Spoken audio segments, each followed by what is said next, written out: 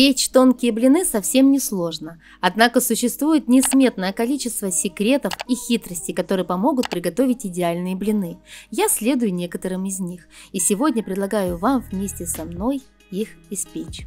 В глубокой миске соединяем яйца, сахар и соль. Взбиваю до однородного состояния яиц. Соль поможет раскрыть вкус сахара и укрепит клейковину в тесте. Тесто получится более упругим. Для этого рецепта буду использовать яйца комнатной температуры.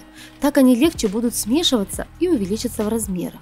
Если яйца только что из холодильника, достаточно положить их в горячую воду на 10 минут. Затем постепенно добавляю муку. Ее нужно обязательно просеять, если у вас мука не высшего сорта. Блины будут более мягче. Муку ввожу небольшими частями, примерно по 1/3, для того, чтобы избежать комочков. На этом этапе тесто довольно густое. Добавляю молоко, так как тесто бездрожжевое, можно его не подогревать. И снова перемешиваю до однородности. И так повторяю еще 2 раза. Есть много рассуждений на тему, когда лучше добавлять муку. Муку в молоко или молоко в муку. На мой взгляд, в современном мире с использованием плиты, миксера, производства муки высшего сорта в промышленных масштабах в очередности разницы нет. Только кроме той, что сахар и соль лучше добавлять в самом начале, чтобы они успели раствориться. После того, как смешала всю муку, добавляю оставшееся молоко и растопленное сливочное масло и хорошо перемешиваю. Сливочное масло придает блинчикам сливочный вкус. В самом конце добавляю растительное масло. Оно придаст блину эластичность и позволит не пригореть на сковороде. Тесто должно получиться жидким. После того, как оно постоит 10-20 минут, мука набухнет и тесто станет нужной консистенции. Совет. Если тесто получилось густоватым, можно добавить чуть молока. Это лучше, чем добавлять муку в жидкое тесто. Образуются комочки. Но если все-таки так случилось, тогда муку добавляйте в жидкое тесто через сито. Если вы часто жарите блины, то, конечно, лучше для них использовать отдельную сковороду. Выпекание блинов будет более качественным, и сковорода дольше прослужит. Обычно я жарю блины на своей маленькой сковороде на электрической плите, но для наглядности рецепта использую отдельно стоящую индукционную панель, и моя сковорода не поддерживает ее, поэтому буду жарить на сковороде обязательно с толстым дном. Так как для жарки блинов требуется накаливание сковороды, тонкая сковорода для такого дела не подойдет, у ней выгнется дно, тесто будет скатываться и блины будут быстро пригорать. Сковороду накаливаю на максимальном огне и потом убавляю до нужной температуры. Сами блины высокую температуру жарки не любят, она нужна для прогрева сковороды.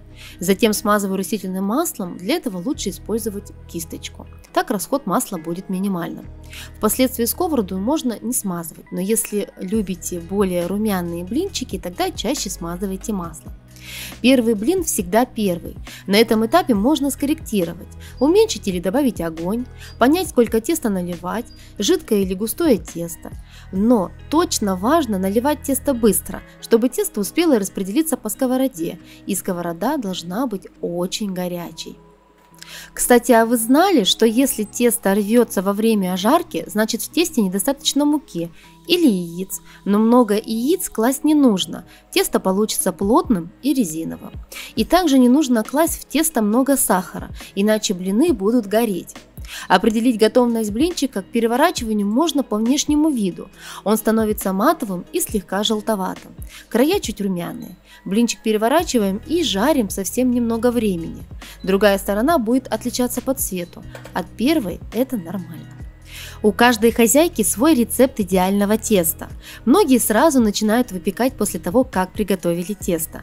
Я иногда тоже не выдерживаю этот тайминг, но могу точно сказать, что все же блины, которые отстояли хотя бы 20 минут, становятся более нежными, ну и вкуснее. Так что смело могу рекомендовать вам попробовать настоять тесто, если вы еще этого не делали.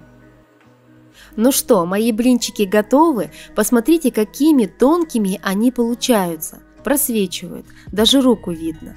Из такого количества теста выходит 18 блинчиков на сковороде диаметром 24 см.